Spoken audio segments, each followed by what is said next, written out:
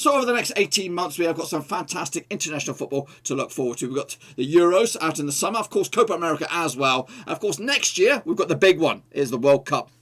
But before all that, we've got to get there first. Today, we're going to do my early door picks for the World Cup qualifying campaign for Europe. And today, it's all about Group F.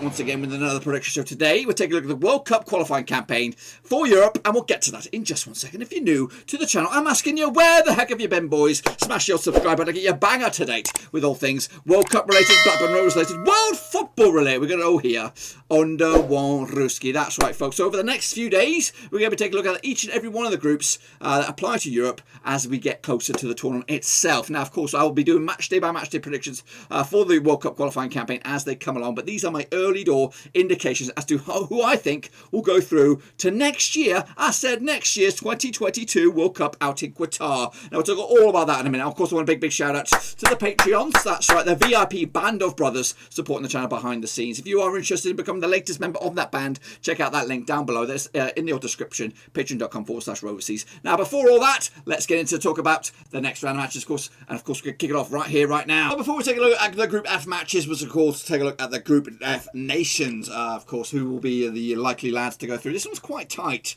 It could go the way of the Scots here, I believe, or it could go the way of the Danes. Austria also in there, of course. But anyway, Denmark, of course, are in here, managed by, of course, Kasper Hultman. As of recording, it could change, of course, depending on what goes on in the Euros. Of course, they are ranked 12th in the world. They were once ranked as high as 3rd back in the 90s, of course. But will they be a chief out in this group? Of course, probably. Next, of course, we have Austria, currently managed by Franco Foda, currently ranked 23rd in the world. They were once ranked as high as 10th. The Scots are in there. Stevie Clark is the manager at the moment. He could go to Celtic. You just don't know. I'm recording this back in the Feb. Currently ranked 48th in the world. They were once ranked as high as 13th, brother. That's right. They're joined by their buddies, Israel. They've been playing them left, right and centre.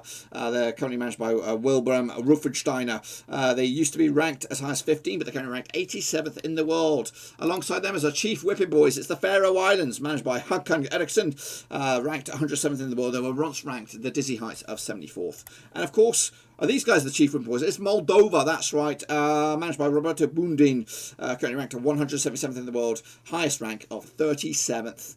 That's right. Goodness gracious, 37th. But they're shit now. They're absolute shit. But anyway, let's take a look at, of course, the matches and kick it all off with... this one's, of course, got much more matches than the rest that we've seen the other day. So kicking it all off on the March the 25th, Israel taking on Denmark. Over in Israel, of course, Denmark will be probably one of your top two between themselves and Austria to go out on top on this one. Let me have a quick look at this group here. Yeah, just the first go through, second go to the second round, third goes home, of course. I do anticipate Denmark to get themselves moving with a comfortable win. I do anticipate them to be the guys to stop here. 2-1 win on match day number 1 to give themselves 3 points. Meanwhile, Moldova gets Faroe Islands in the chief whipping boys one, basically win or bust. If you lose this one, guess what? You're going to be the chief whipping boy. I think it's going to be a draw. I can't separate two sides. I'm not too sure about Faroes against Moldova. Moldova they've been good in years gone by. Faroe, in my memory of them, they've always been shit. But of course, with the Nations League, they're starting to grind out results against the likes of Moldova. So they could pick up a result here against Moldova, but I think it'll be a draw. Scotland taking on Austria. I think it's going to be a narrow win for Scotland. Of course, they've got some really good players. McTominay, of course. They've got McGinn. They've got a really fighty, gritty sort of team. I just think they lack goals. I think they might fluke a 2-1 win over Austria on this one. And to match number 2 on the 28th of March. Denmark will take on Moldova, and again it'll be back-to-back wins for Denmark on this one. Of course, starting to get themselves comfortable in this group. Meanwhile, Israel take on Scotland again.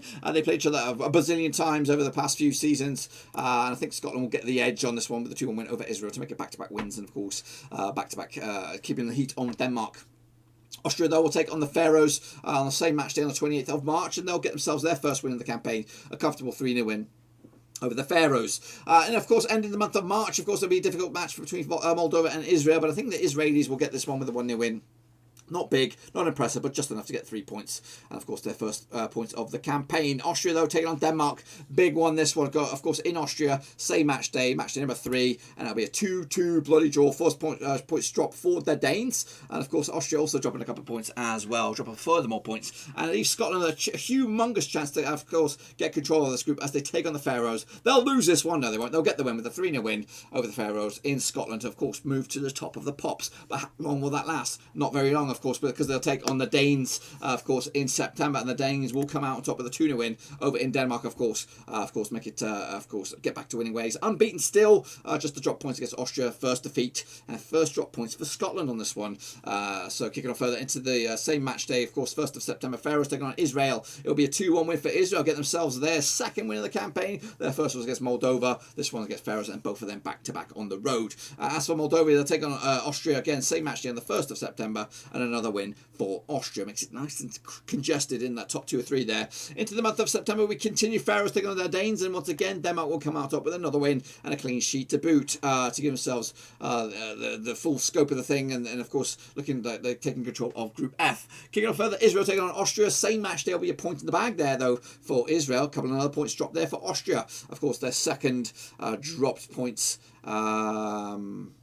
In quick succession, really, beating Moldova as well. Scotland will take on Moldova on the same match on the 4th of September, and again, get back to winning ways, and of course, puts them in command here, I think, for the second spot. Into the next round of matches here, as you see, there's a lot more matches on this one. Denmark taking on Israel on the 7th of September, and of course, we'll have a win here for Denmark, 3-0 win at home once again. The Faroes will take on Moldova, same match day. Fortunately, the Faroes will win this one, and they will get the 3 points, and guess what? Move off from the bottom, I believe, and of course, more put Moldova in a bit of a old bag of shit.